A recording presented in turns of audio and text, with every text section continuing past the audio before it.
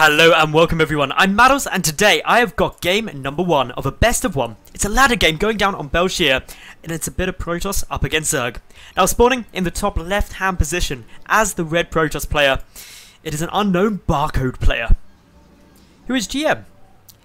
And his opponent down in the bottom right, the blue Zerg, it's Dimaga.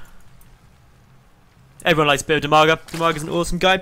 Again, just for my previous couple of days videos, if I do stop talking for a moment, it's because I've had to push my cough button. For some reason, I've got a horrible cough back again, and although it doesn't strike me often, when it does, it's terrible. And I could either cough into the mic, which would deafen you all, and possibly make 1,000 audio text die, or I could just mute my mic for a second and just get it out of the way. So I apologise for that, but I don't want to ruin my daily upload schedule because of a little cough. It won't get the best of me, that's for sure. Now, as it stands, Protoss player chucking down a pylon here, down on the low ground. Going to be going for some kind of fast expand. Could be a Nexus first, could be a Forge first, both are viable. Probably won't be a gateway, just by the timings, and I'm doubting that it's going to be a Forge first, just because of the amount of minerals getting banked up, that if a Forge was coming down, generally you see it at around 14 supply, so it could be on its way, but there hasn't been a probe or anything pulled, so I do doubt that. Now, for the moment, just a little bit of mineral tricks going on here. Of course, for those of you who don't know, if you constantly try and mine minerals on your enemy's mineral line, you actually bug out their AI, so it won't actually mine as efficiently as possible. So, it's a neat little trick. It wastes, like, it only does a fraction amount of lost mining time, let's be honest. But at this level, top GM players, you're going to be struggling to get those little advantages, so anything is always good. But if you aren't able to stick with your main macro things, not something you should be worrying about. Now, Dimaga for the moment has gone hatch first, sorry, pull first, and he's following that straight up with a hatchery, but unfortunately he isn't going to be able to, because we can see here, the Protoss player has gone for that pylon block. Now, with that pylon block coming down, of course, it's pretty frustrating times for a Zerg. You don't really want to be dealing with that. Luckily for Dimaga though, he does have his spawning pool coming down, so it's not a huge delay. The Protoss player as well, opting to finish off that pylon too. And what that results in is those 100 minerals never getting saved.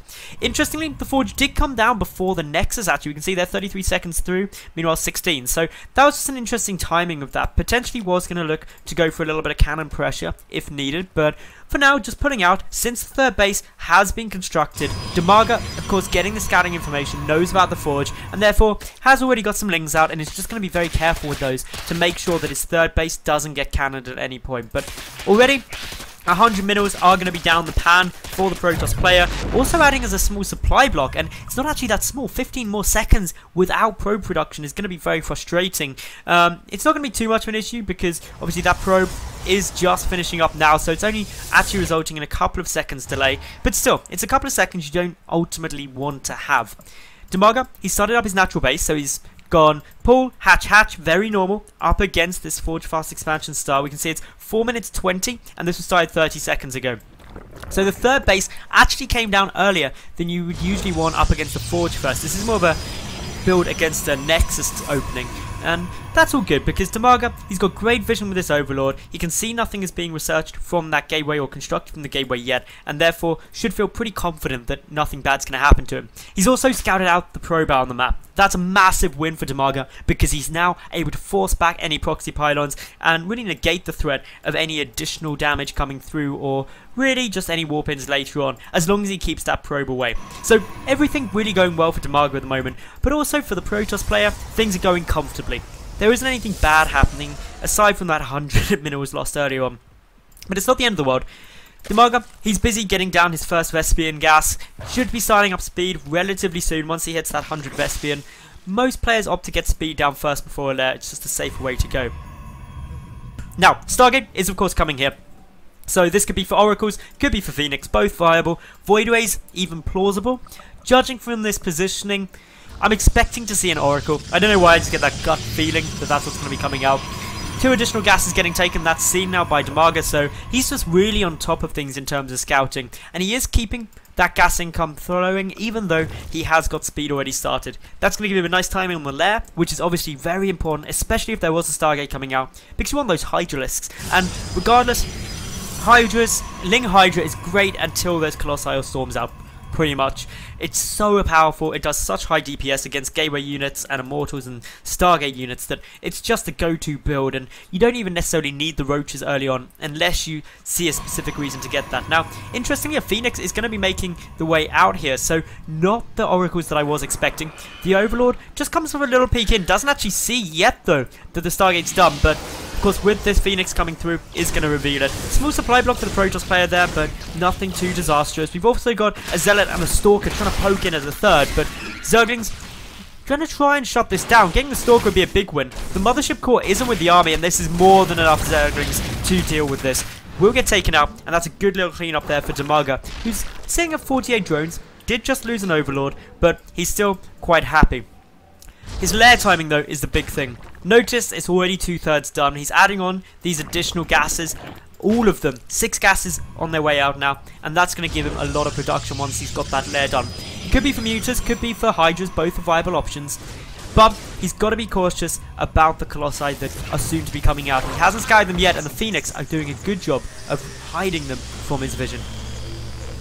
So, Dimaga, what he's really got to be keeping a good little eye out for is any move out, what comes out of this robotics facility, and also he'd love to get a little peek at the robotics bay, but for the moment hasn't seen that. All he is able to deduce is that there's no third base down, and therefore it's going to be some kind of 2-base timing from how things look currently. A couple of Spore Coolers getting thrown down here. Smart play just means that these Phoenix aren't going to be able to go and lift and have too much of a party there. Keeping the Queens near the Spore Coolers is a good move to make. It just means that you can't get Phoenix come over here and lift this Queen, for example, and pick it off without getting hit by the Spore, so smart play. Dimaga also adding in the Spire. Interesting positioning of the Spire down at the 3rd base, so that does pose a little bit of a risk, just in case it got easily sniped off. But Dimaga helping deal with that by putting out creep tumors.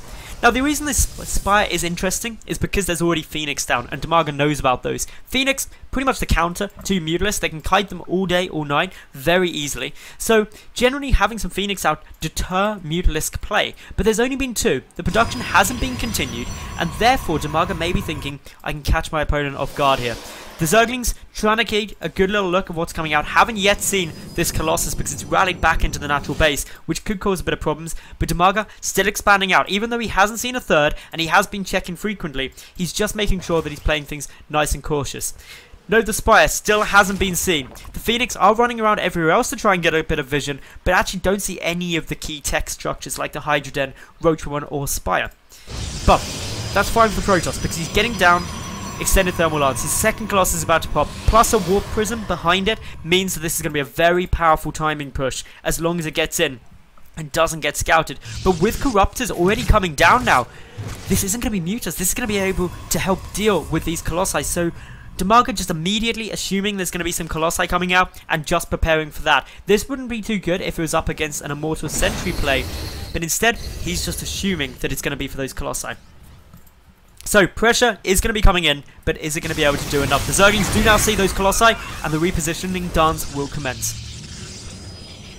That simply means that essentially Dimaga needs to buy as much time as he can to get out as many units as possible. He could do with a few more Corruptors. He's only got 3 at the moment, but he also needs a lot more Roaches just to tank up some of the damage for the Hydras. So this is all a buying time exercise. Note, there aren't any Stalkers, so these Corruptors can deal a decent amount of damage. One Colossus gets lifted, and I'm not sure if that was a misclick, because it does result in the second one dying. And while the ground army is pushing forward without any splash, the resupply from Dimaga's 4 hatcheries could be very potent. I really hope that the Protoss player has realised that that Colossus was lifted because it wasn't urgent to do so, and by keeping in that Warp Prism, it's negating any damage. There we go, has realised, drops it back out, but this has bought Dimaga time to get out more Roaches to try and make this push just a little bit more powerful. There are proxy pylons, the Warp Prism as well providing quick warp-ins. Dimaga should aim to lose that 4th. He can't hold it, he needs to buy himself some more time, and that's exactly why the Protoss player isn't giving it to him. Trying to push in, nice little engagement position here for Dimaga, does get a good concave, but as the retreats come through, the Force Lords can zone out more of this army. Is enough going to get done? The Warp Prism, the Mothership Core gets taken out, but the Colossus is able to stay alive since that Corruptor focusing the Mothership Core and not the Colossus itself. This means that the splash damage is going through the roof and Dimaga's army supply is absolutely plummeting. So, with that army supply still going down, this push is continuing on. The Colossus will get sniped down, but the Immortal still racking up so much damage. 16 kills on that there. And Dimaga having no choice left but to pull his drones, trying to get out a few more units, but this is looking very good for the Protoss player. An incredibly potent 2-base push coming through, and if he gets these hatcheries down, it's gonna be terrible position for Dimaga to be in order to try and recover this game, because he's throwing down emergency spines, but he doesn't really have anything here that's massive. The Spire is also going to get taken down very easily. This puts Dimaga down to only Ling Hydra tech, which is not the best thing. His 4th is already being lost, and while there are some roaches coming through here to pick off the Zealots, that's a more than good trade for the Protoss player, taking out 2 hatches for a handful of units. Since the Mothership core went down, there is no option for a mass recall at the moment. But Dimaga is on life support. He's desperately trying to hold on in this game. He's got spines down. The good thing for him is that the Colossi have been taken out. The next one only just popping out at the moment, and it's only the one of them, so not too scary, but the follow-up push could be huge. This army does need to be a little bit cautious though. Roaches coming through, they snipe off 1 unit, warping in, and then back out without taking losses. Resources lost though says it all. Double the resources down for Dimaga compared to the Protoss player. Add in the fact that his economy is now just 2 bases up against the Protoss's 2 bases, and things looking very good for Aya. So, are we going to be able to see Dimaga bring this back and pull off a bit of a miracle? Well, I think if he did, it'd be incredibly impressive because, to be honest, he's in an insanely tough spot. He has managed to supply block his opponent for the moment though, but notice the Protoss player already expanding out, knowing he's done more than enough economic damage and just not wanting to be too greedy at the moment. So, as this greedy play isn't coming down, Dimaga has to respond with some very greedy play of his own. He's got to double expand. It's his only chance. I don't believe he's yet actually seen that the 3rd base has been taken, but that obviously isn't the best bit of news. The army getting pulled over to try and defend this newly being built 3rd, as there are some warp-ins coming through. Hasn't been seen yet, but the drones do now discover that there's a couple more units on their way through. Whether or not the Protoss player decides to commit to this, won't see, but I think it's the best choice pulling out since there are so many units on their way over.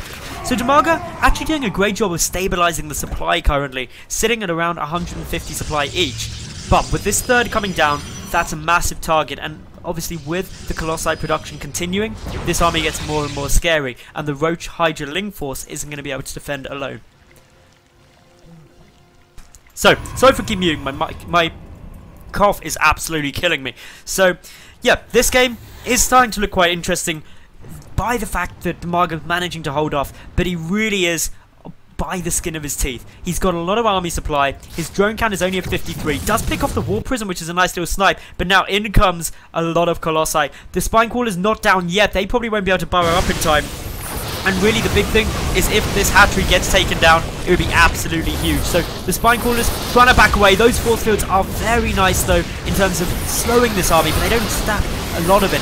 Better force fields on the next wave. The Colossi staying up, and that's really the big damage dealers. We can see the Roaches and Hydras melt, and all while those 3 Colossi are alive, it's a very scary force to try and engage.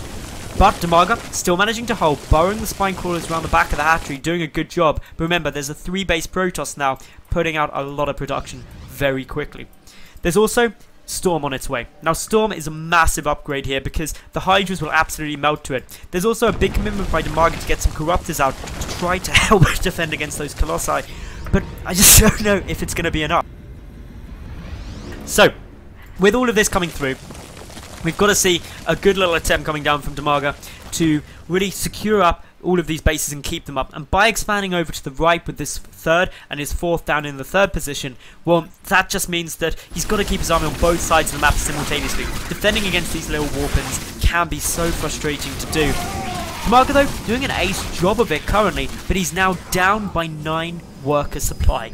That's pretty big. One Storm kicks in, adding in to the already 5 High Templar there. And this gets very scary. It's also worth noting that the upgrades are about to kick into the Protoss favour too. 2-1 up against 1-1, whereas Dimaga not currently researching anything else, nor does he have a Rotoron. It's only just being rebuilt, which means that he's got a lot of army supply taken up with Hydralisks, making him very weak to Storms and Colossi. So, the Protoss player is now up in supply. It's 15 worker supply up. That's a big income lead that we see coming down for the red side. Is Dimaga going to be able to level this out by some miracle? It is going to be a very hard fought battle. If he can take out those Colossi, if he can make sure those Storms don't land and deal too much damage, maybe he's got a shot. But with the 4th coming down, he has to do something very decisive because his economy cannot support him into the late game. +3, Protoss weapons coming down. We do have both armies getting ready to meet in the middle. And Dimaga does have a nice attack arc there. Spreads out, but those are monstrous storms. Look at the damage coming through there. The Hydra is absolutely melting.